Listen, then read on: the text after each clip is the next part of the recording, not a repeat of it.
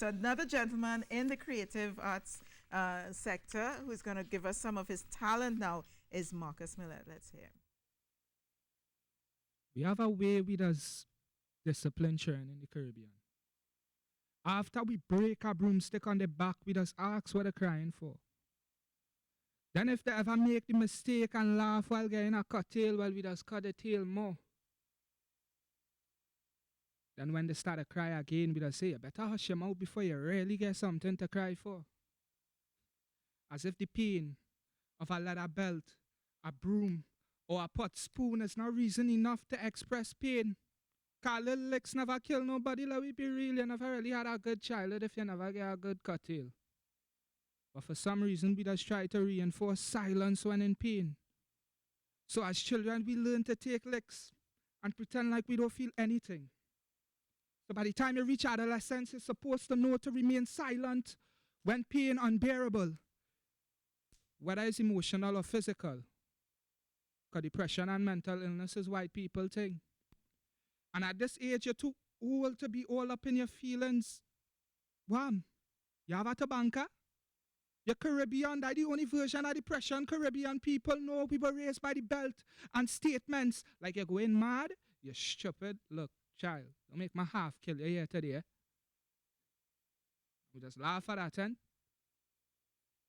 But when you walk into your child's room and you see them hanging from the leather belt you used to incur the black and blue bruise, I hope you could untie them. With the same hands you once armed with anything in arm's reach to discipline.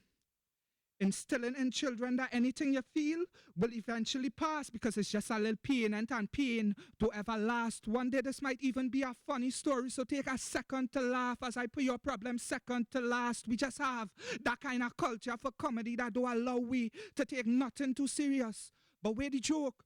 When every time we see a friend going mad, we just say they're on coke or weed smoke. It's either that or they take a pull in a black. It's this kind of culture that pulling us back to the point where we can't see that the country sick, stick, shift, stuck in reverse as we try to move forward, but only revert.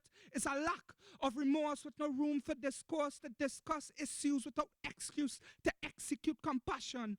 When a friend come to confide in you because they have nowhere else to turn to, tell me how come as a people we could believe in tabanka, but not severe depression.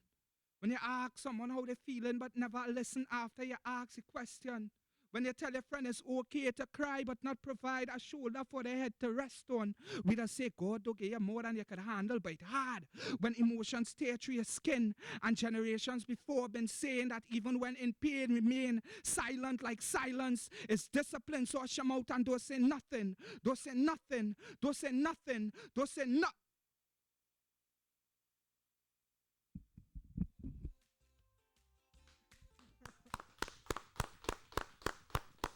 Marcus, so you're a finalist in the First Citizen Slam Poetry competition. Yes. That's in May, right? Yes, on May 5th, Yeah. Sunday at NAPA, the National Academy for Performing Arts, and Lord Kitchener Hall. And it is the culmination of the Bocas Lit Fest? Yes, it is the culmination of the Bocas Lit Fest.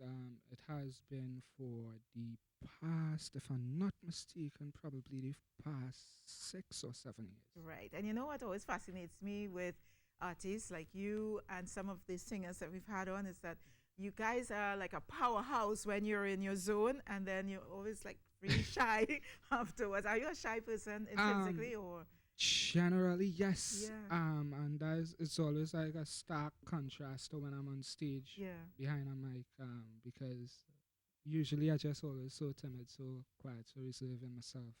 So where does the fire come from for your work?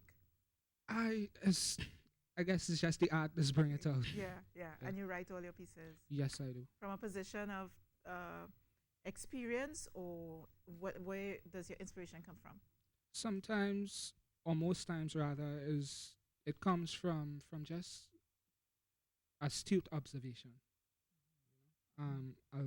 I like to observe the way we as Trinidadians behave, and some of the tendencies we have. Yeah.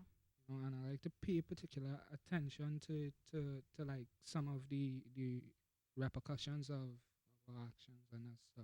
So your work really would be a commentary on society, so to speak. Yes. Yeah. Yeah. Well, all success on May 5th. We'll probably have you Thanks. back before, who knows? I know there are a number of artists, a number of poets who have been coming through. Yes. It's some tough competition, but Yeah, you're it all is. so And good. it's definitely going to be one of the best. It promises to be one of the best I finals. can tell that. thus Yes, far, yeah. definitely. May 5th at Napa. Yeah. So we Yeah. keep promoting that all the way up until May 5th. All the best Thank you. and keep up the good work. Okay. So, Carrie, right now,